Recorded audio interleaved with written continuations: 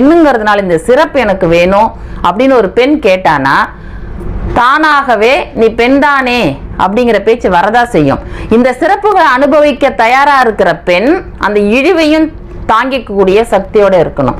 எதுவுமே தேவையில்லை, சமமான நடத்தையும் சமமான ஒரு பார்வை இருந்தாவே பெண்ணுங்கிறத முன்னிலைப்படுத்த தேவையே இல்லை. என்னுடைய துறையில நான் இது வரைக்கும் நான் பெண்ணு அதனால என்னை கொஞ்சம் கன்சிடர் பண்ணுங்கன்னு சொன்னது இல்லை. சமூகத்துல ஆண் பெண் சமந்தான். அது ஆண் சொல்லணும்னு அவசியம் கிடையாது. பெண் தன்னைத்தானே உணர்ந்து தானே எடுத்துக்கணும் அந்த ஆயுதத்தை. நீங்க இவ்வளவு பேசுறீங்க, இவ்வளவு வெளியில வந்துட்டீங்க, உங்களுக்கு குடும்பம் ரொம்ப சப்போர்ட்.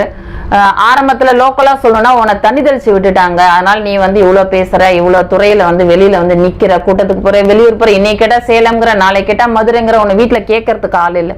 அப்படி அல்ல. ஒரு குடும்பம் அப்படின்னு இருந்து ஒரு பெண் குடும்பத்துல இருந்து ஜெயிச்சு வெளியில வரால, அதுதான் பெரிய விஷயம்.